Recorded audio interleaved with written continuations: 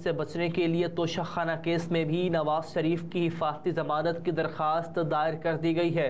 तफसीलात के मुताबिक साबिक वज़ीर आज़म नवाज शरीफ की तोशाखाना केस में भी हिफाजती जमानत की दरखास्त दायर कर दी गई है। नवाज शरीफ के तवस्सुत से एहतसाब अदालत में दरखास्त दायर की गई है। दरखास्त में साबिक वज़ीर आज़म नवाज शरीफ की दायमी वारंट मुअत्तल करने की इस्तदा की गई है। तो आपको बता रहे हैं दरखास्त में ये भी इस्तदा की गई है कि साबिक वज़ीर आज़म नवाज शरीफ अदालत के रूबरू सरेंडर करना चाहते हैं। नवाज शरीफ के दामी वारंट 24 अक्टूबर तक के लिए मुअत्तल किए जाएँ। दरखास्त में मज़ीद कहा गया कि नवाज शरीफ को पेश होकर दस्तयाब सहूलत से मुस्तफ़ीद होने का मौका दिया जाए। साबिक वज़ीर आज़म और मुस्लिम लीग नून के कायद नवाज शरीफ की दरखास्त कल समाअत के लिए मुकर्रर किए जाने का भी इम्कान है। यहाँ खबर ये आ रही है कि हसनैन अहमद को दोबारा डीजी नैब तैनात कर दिया गया है। सदर मुमलिकत ने इलेक्शन कमीशन के ख़त पर तैनाती की मंजूरी दे दी है। हसनैन अहमद को दोबारा डीजी नैब तैनात कर दिया गया। सदर मुमलिकत ने इलेक्शन कमीशन के ख़त पर तैनाती की मंजूरी दे दी। वज़ारत कानून और इंसाफ ने तैनाती का नोटिफिकेशन जारी कर दिया तो हसनैन अहमद को 6 माह के कॉन्ट्रैक्ट की बुनियाद पर 13 अक्टूबर से तैनात किया गया है। हसनैन अहमद इसी माह नैब से रिटायर हुए थे। तो आपको बता रहे हैं इस हवाले से खबर यह भी आ रही है कि हसनैन अहमद को दोबारा डीजी नैब तैनात कर दिया गया है। सदर पाकिस्तान डॉक्टर आरिफ अलवी ने इलेक्शन कमीशन के खत पर तैनाती की मंजूरी दे दी है। हसनैन अहमद को दोबारा डीजी नैब तैनात कर दिया गया है। सरिये की फ़ी टन कीमत में 55,000 रुपये तक कमी, डॉलर की कदर में कमी और तरक्याती सरगर्मियाँ महदूद होने के सबब सरिये की फ़ी टन कीमत 45 से 55,000 रुपये घट गई है। ताहम कीमत में कमी के बावजूद सरिये की ख़रीदारी महदूद रही है। आपको बता रहे हैं रवां साल के इब्तदा में फ़ी टन सरिये की कीमत 3,05,000 रुपये की बुलंद तरीन सतह पर पहुँच गई थी, जो अब मार्केट में 2,50,000 था 2,60,000 रुपये फ़ी टन में दस्तयाब है। जबकि स्टील मैन्युफैक्चरिंग सेक्टर के ज़राए का कहना है कि डॉलर की कदर में नुमाया कमी के बाद लोग तवक्को करने लगे हैं कि अब हर चीज़ सस्ती हो जाएगी, लेकिन सरिये की कीमत में हालिया कमी मुख्तसर दौरानिए पर मबनी होगी, क्योंकि स्टील मैन्युफैक्चरिंग इंडस्ट्री के पास मतलूबा खाम माल की किल्लत का सामना है। खाम माल की अदम दस्तयाबी की वजह से स्टील इंडस्ट्री की पैदावारी सरगर्मियाँ मुतासर हो रही हैं और आने वाले दिनों में अगर सूद की शरह में कमी वाक़ई हुई तो तामीराती सरगर्मियों की रफ्तार तेज़ हो जाएगी।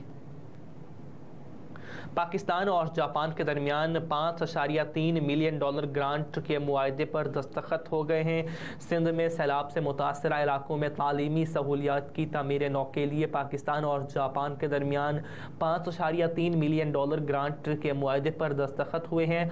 ग्रांट सूबा सिंध में सैलाब से मुतासरा इलाकों में तालीमी सहूलियात के लिए खर्च होंगे। ग्रांट सिंध में तालीमी बुनियादी ढांचे में दरपेश चैलेंजेस से निमटने में मदद मिलेगी। ग्रांट की रकम 6 अजला में मुकम्मल तौर पर तबाहशुदा स्कूलों की इमारतों की तामीर नौ के लिए खर्च की जाएगी और मुआहदे पर सेक्रेटरी इक्तसादी और उमूर डिवीजन और जापानी सफ़ीर ने दस्तखत भी किए हैं। अदालत ने फवाद चौधरी के खिलाफ तौहीन इलेक्शन कमीशन केस में हतमी फैसला रोक दिया। इस्लामाबाद हाई कोर्ट ने इलेक्शन कमीशन को हतमी फैसले से रोकते हुए जवाब तलब कर लिया। इस्लामाबाद हाई कोर्ट ने तौहीन इलेक्शन कमीशन केस में इलेक्शन कमीशन को फवाद चौधरी के खिलाफ हतमी फैसले से रोक दिया है। इस्लामाबाद हाई कोर्ट में फवाद चौधरी की तौहीन election commission intra court appeal पर समाअत हुई। इस्लामाबाद हाई कोर्ट के जस्टिस मियां गुल हसन औरंगजेब और जस्टिस समन रिफत इम्तियाज ने केस की समाअत की। दरखास्त गुजार के वकील फैसल चौधरी ने मौक़िफ़ अपनाया कि एक वक्त में किसी मुल्ज़िम के खिलाफ 2 फोरम्स पर कार्रवाई नहीं कर सकते। ये साइल की बुनियादी हुकूक की खिलाफ वर्जी है। अगर इसकी इजाज़त दी जाए तो हुकूमती मुखालिफिन को ऐसे इक़दामात में उलझाए रखेगी। वकील ने कहा कि फवाद चौधरी के खिलाफ सियासी बुनियादों पर मुकदमात बनाए गए हैं। सिंगल बेंच ने इस समाअत में अहम तरीन नुकात को मद्देनज़र नहीं रखा।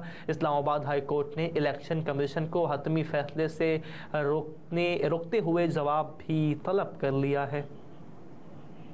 एक्सपोर्टर्स को खुफिया तौर पर गैस की कीमतों में 44% सब्सिडी की तजवीज़ सामने आई है, तो हुकूमत ने मुल्क के अमीर तरीन तबके एक्सपोर्टर्स को गैस की कीमतों में खुफिया तौर पर 44% सब्सिडी देने की तजवीज़ दी है, जबकि घरेलू सारिफिन के लिए हुकूमत गैस कीमतों में 172% इजाफा करना चाहती है, जो पाकिस्तान के कम होते वसाइल पर अशराफिया की गिरफ्त का इजहार है। खुफिया सब्सिडी की फराहमी IMF से किए गए मुआहदों और काबीना के फैसलों की भी खिलाफ वर्जी है, जिसमें कैपेटिव पावर प्लांट्स को सस्ती गैस की फराहमी बंद करने का फैसला किया गया था। ऐसा लगता है कि कैपेटिव पावर प्लांट्स के मालिकान ने रियासत को यरगमाल बना लिया। वजारत तवानाई की दस्तावेजात से पता चलता है कि अगले प्राइस रिव्यू के बाद घरेलू सारिफिन को कुछ कैटेगरीज और पब्लिक ट्रांसपोर्ट इंपोर्टेड गैस की कीमत से भी ज़्यादा कीमत अदा करेंगे, जबकि सनती सारिफिन और सीमेंट मैन्युफैक्चरर्स के लिए गैस की कीमतें कैपेटिव पावर प्लांट्स के मुकाबले में दुगनी तजवीज़ की गई हैं। गिरफ्तार असातिज़ा सरकारी मुलाजिमीन की बाजियाबी के लिए लाहौर हाई कोर्ट में दरख्वास्त दायर कर दी गई है। लाहौर के सिविल सेक्रेटेरिएट से गिरफ्तार असातिज़ा और सरकारी मुलाजिमीन की बाजियाबी के लिए दरख्वास्त लाहौर हाई कोर्ट में दायर कर दी गई। तफसीलात के मुताबिक दरख्वास्त असातिज़ा तंजीम के सेक्रेटरी जनरल हसीबुर रहमान की जानिब से दायर की गई। दरख्वास्त में IG पंजाब समेत दीगर को फरीक बनाया गया। दरख्वास्त में मौक़िफ़ इख्तियार किया गया कि गिरफ्तार असातिज़ा पर मुकदमात दर्ज किए गए हैं, जिनमें से डिस्चार्ज कर दिया गया है, लेकिन असातिज़ा को ताहाल रिहा नहीं किया गया है। दरख्वास्त में लाहौर हाई कोर्ट से सजा की गई है कि अदालत असातिज़ा को फौरी तौर पर रिहा करने के अहकामात जारी करे। अहम खबरें आप जान चुके हैं। न्यूज़ स्टूडियो से अब तक के लिए इतना ही। मज़ीद बाखबर रहने के लिए देखते रहिए SM TV ग्लोबल।